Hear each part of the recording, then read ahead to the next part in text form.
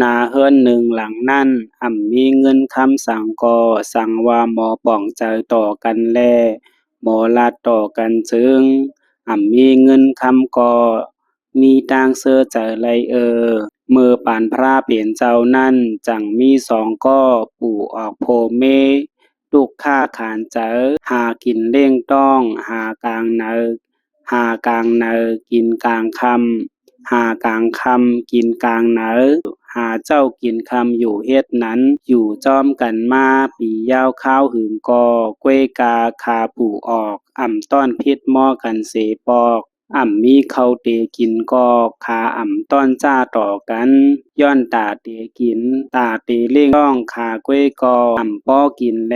ตาเตหลูต้านอันว่านั่นยังแค้นไว้ไกลๆก่อนลามีอยู่วันหนึ่งโผมันลูกกว่าเหตุการณ์เตรียมเจ้าเสเมนางมันจำลูกมาหุงเขาเฮ็ดพักตาตีกว่าส่งปันโผมันตีการนั่นอยู่เมื่อยามหนังอันเขาพักมันก็สุกหลีงามยาวนั้นมันนางตึกเตอ่างแฮนเอาเขาพักมันกว่าส่งปันเจ้าโผมันอยู่จังซ้ำมีเจ้ามหากัสสปะมาตุงซ้อมแลเจ้ามหากัสสปะจังมุงต้อยหันก็อันถูกดีคยอดเนอเมืองโคงกลางเส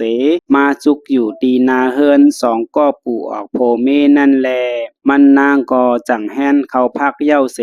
ตึกอ่างเตกว่าส่งปันโพมันอยู่เผื่อมันนางผุยพักตูออกมาซัมมาญาเสอเจ้าราหานเขามาตุงซ้อมเสถึงไว้นาเฮือนเขาแล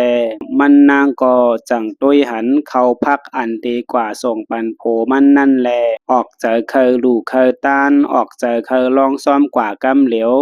เฮ็ดนั้นเสมันนางจังเอาเขาพักอันมันนางแฮนมาตาเตกว่าส่งโพมันนั่นลองซ้อมใส่ปันเจ้ามหากัสสปะกว่าอยู่เจ้ามหากัสสปะก็เอาเขาพักนั่นเมื่อตีจองเสเมื่อแจกผีปันกันตั้งเจ้ายาหานตั้งหมดเส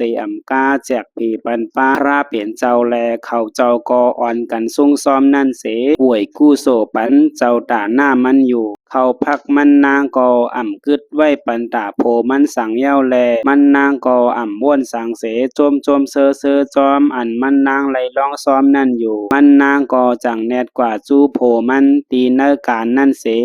ลาดโผมันว่าเมื่อในเฮามีข้าวพักมาส่งปันสู่เหย้าเมื่อไกลเฮาเอาข้าวพักนั่นลองซ้อมกว่าปันตีเจ้าสังขายาหานเขาเหย้า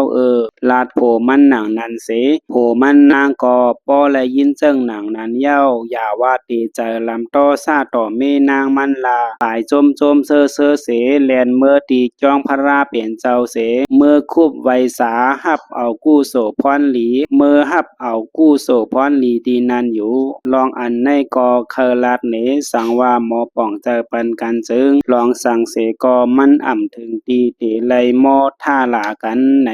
เฮอหมอป่องเจอกันเสหมออยู่ซ้อมกันกว่าเสกัน